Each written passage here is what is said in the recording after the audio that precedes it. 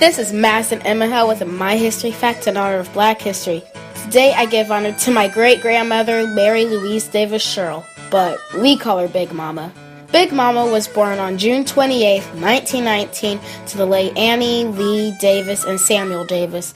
Big Mama grew up in a community where all people worked hard to get what they had and to maintain what they got. In those days, community meant the black community. Because segregation was still the rule of the South, nothing was integrated except the cotton fields. Black folks would start at one end of the field, and white folks would start at the other.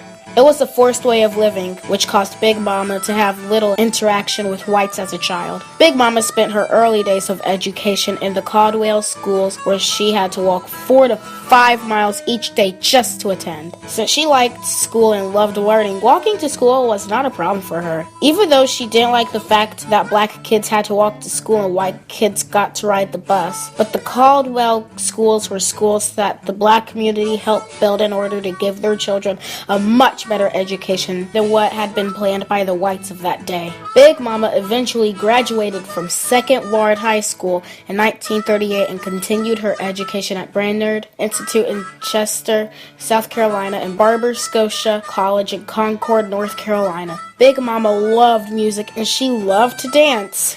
She actually danced at my mom and dad's wedding.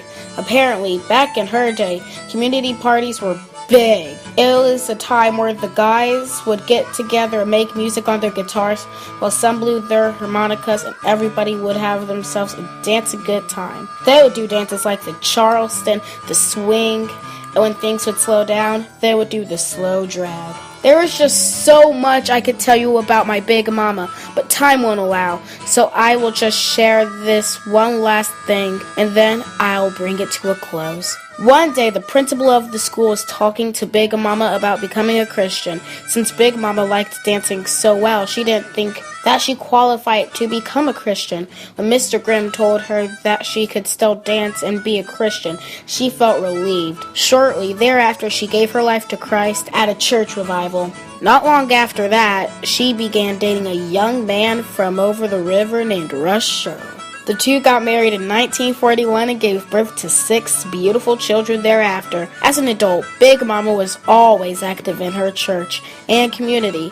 She emerged as a church leader with various organizations, including the Christian Education and Sunday School Department, the Missionary Society, Young Director Presbyterian Woman, the Hot Lunch Program, the Evangelism Committee, and was an elder on the sessions of Catawba United Presbyterian Church. Big Mama was also a charter member when New Friendship was formed in February 1991. Sadly, we lost our Big Mama on June 15, 2011, just shortly before her 92nd birthday. Though it was a sad time, it was also a joyous time because everyone thought of the many wonderful memories she gave to our lives. She knew how to fill a room, and she certainly knew how to draw all the attention in a room. Nothing quite like Big Mama.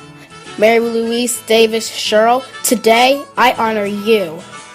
This is Madison with a My History Fact.